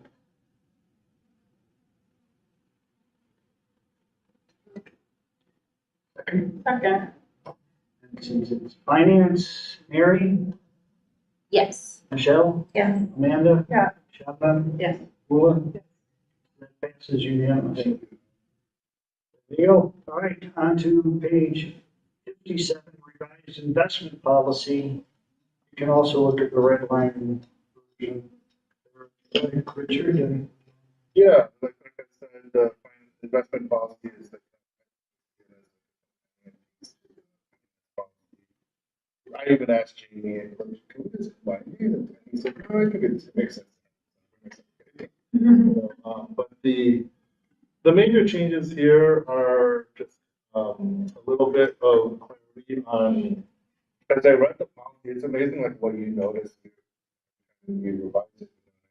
I don't know why I didn't see this before, but I thought it would be helpful to make it explicitly clear that the board is not the body that is like making every decision. Okay, we're gonna put this account with this bank and this, you know, like the board designates me and to make those decisions, but then I would keep the board informed of potential changes. So just wanted to explain why that. The internal control section was rewritten just to be more clear about that. I think there might be a question about why some of the specifics from the past policy were removed in favor of a generalized wording, and that's just the reality of like it's Allison and my job to make sure that we as a library have internal controls, right? When we handle this kind of stuff, but then also the banking institutions or the investment institutions that we work with might also have their own controls. So we didn't want to be too specific here in terms of how that would happen, but just to say that it would happen, it must happen. That we're responsible for that. And then Jamie also pointed out that the sustainability goals section needs to be included because there's no sustainability investment act, and so that language is just kind of language that he's used on other policies. Talk a little bit more about that. Yeah, yeah.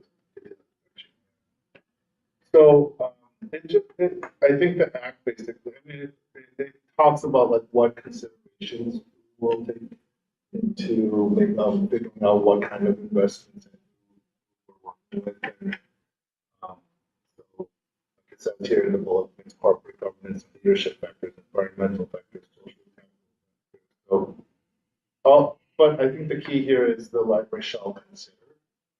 So it's like the spirit of it, intent of it, but also like kind of what Will was saying before, like it doesn't create a system where it's very easy for us to like violate our own policy. A lot of the for banks that we would work with, especially going through a banking change recently, you know, they have all these pamphlets and brochures and slide decks, you know, and I think they often talk about their values or philosophies or their corporate structure, their people.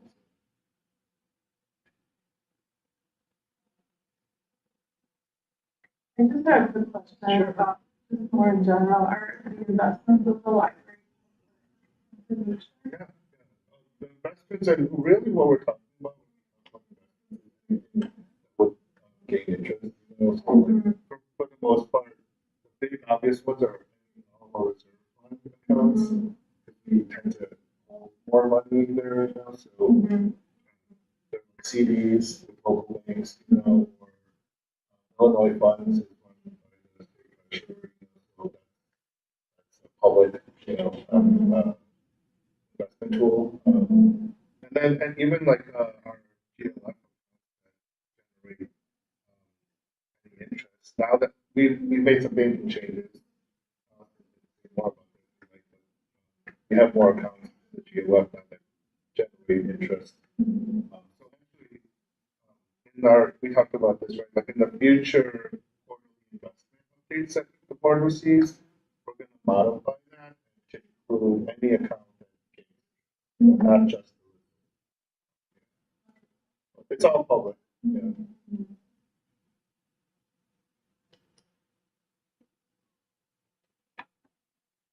I just wanted to say something, sure. I'm not sure. I see under authorized financial institutions and dealers, section 7. The bullet evidence of adequate insurance coverage has been stricken. But before you go in, like, and I don't know how accurate this is, but just to keep in mind, and I think with the change in administration to come, I think I heard something that might possibly, who knows when, could happen, but that PIC insurance coverage might be something that they're interested in ceasing. What? So that is just something to keep in the back of our minds, because I mean, I'm not entirely sure. Yeah. You know, I'm sure our balances are much higher than others. Yeah. But just something to think about for, and as individuals. Yeah.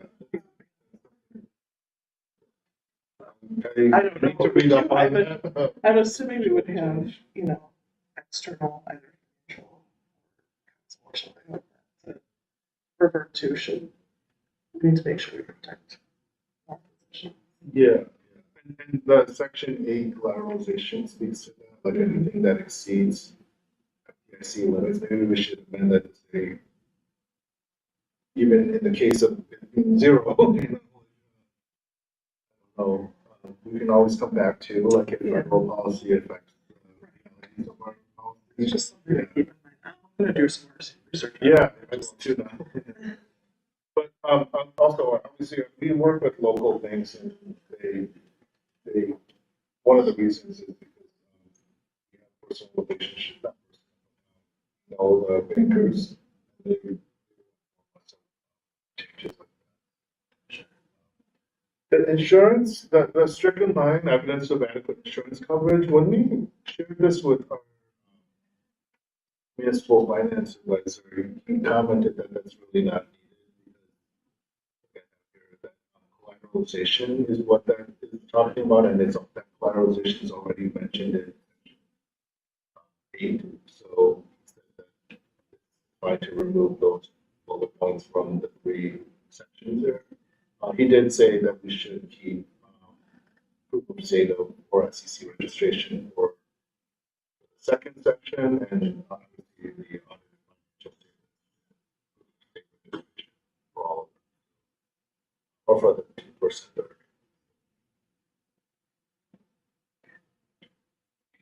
Going back historically, you guys were on, we were invested in IMED, and it all got embezzled and the guy took off and we lost a lot of money. And it wasn't just us. State fund. He literally got arrested at the airport trying to get out of the country. It was in the newspapers. Is this the additional protections against that, or since that was, he lied and it was embezzlement, wouldn't catch any of that? What I recall is that when that happened, this policy will, the next time this policy was revised, after that happened, was the first time I looked at it. That was a particular focus. That's why we have what we have right now. That was under the collateralization. Exactly. And also, and also authorized financial institutions. There was wording in there that we had before that allow us to.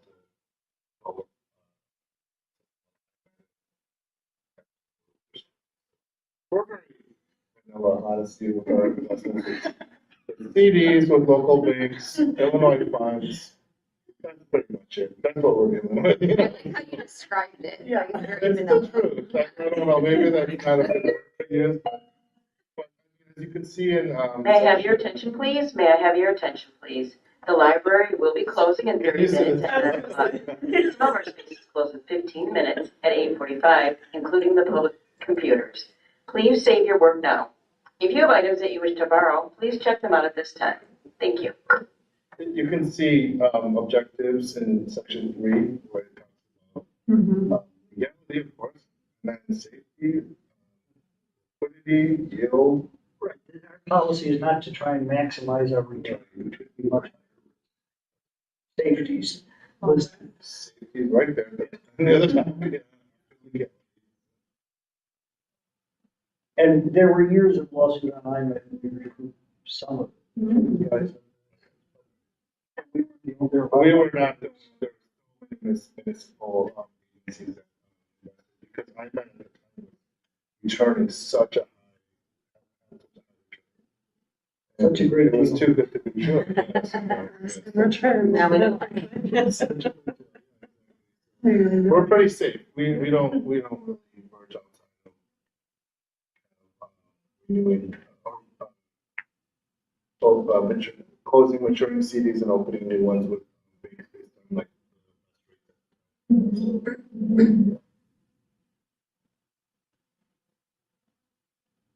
Other questions or comments?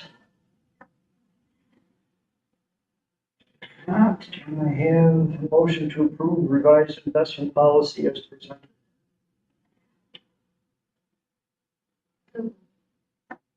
Second. All right, individual votes, Mary, Yes. Michelle, Yes. Amanda, Shabnam, Yes. Lula. That passes unanimously. Thank you.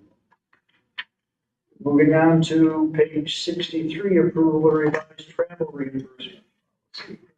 And actually, this is more of like a adjacent policy to the finance policy. But this policy was something that was adopted by the board in 2017, a new act. The Local Government Travel Expense Control Act was passed. So every library passed a resolution very similar to this. That's why you kind of see it in the resolution language that the attorney gave us. I shared this with our attorney and minor changes, just kind of clean things up. We decided just for simplicity's sake. If you have any questions, let me know. Oh, the council has an exhibit A, obviously, and also the form that we used to. Susie is involved.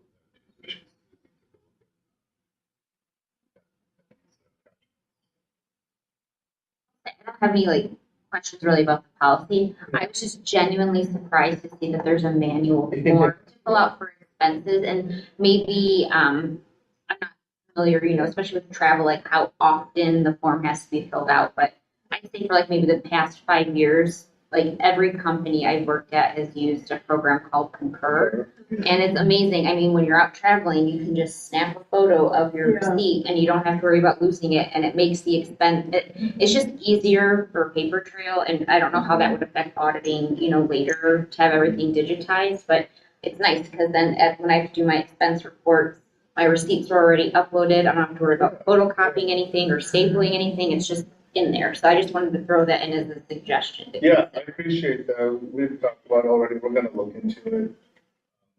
Just something.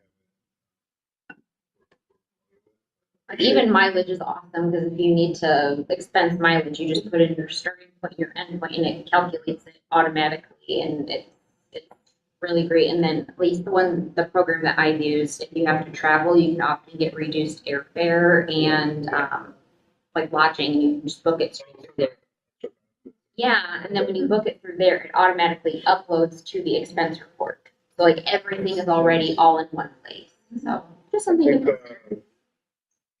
I foresee a demo of. I have it on my phone if you ever want to look at it. Yeah, and but no, it's really, I think it's, at least in the companies I've worked at, it's really streamlined the accounting and the approvals process for expenses for. Yeah. I mean, I will say that I think our current process is running smoothly and. Yeah, no need to change it if it's working, but just to offer a suggestion for efficiency. I think our staff, like Susie and others, do a great job with process, but anything that would make their lives easier too would be a benefit too. So we'll take a look. Thank you. Any other questions, comments? Not motion to approve the revised travel reimbursement policy as presented. So moved. Second. Okay.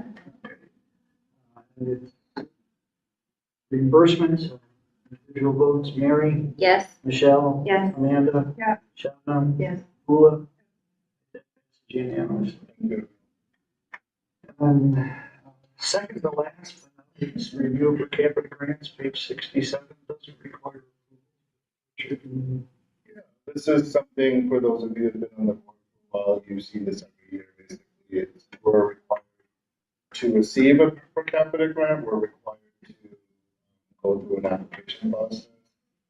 And part of that application process to verify that we have met the requirements, one of which is to review the serving our public 4.0, it's like a public standards for public libraries. So we do that yearly. We don't have any issues meeting the standards. We exceed the standards in most cases. So, and I'm required to share that with the board.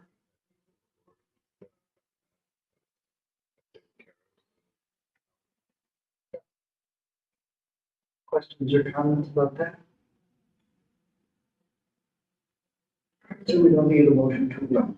So what I'm going to suggest is we now go into closed session, but only briefly to review some of the process process we're going through. Obviously, we're not going to resolve it tonight, so we go into closed session, you guys come back like at 10 to 9, and we'll go back in an open session, close things down. So it's like, or if you could stay, because that's what I want to review is how the process went. Questions people have. Okay? Like a plan? Yeah, so I need a motion to go into closed session pursuant to ILCS 120/2C1 regarding the compensation and performance of a specific employee. Moved. All in favor? Aye. All right. Oh, no, I'm sorry, individual vote. I apologize. Compensation, I guess. So Mary, Yes. Michelle? Yes. Amanda? Chapman? Yes. Ula? All right, that's unanimous. We're going, you guys can come back at 10 to. You don't know what's there.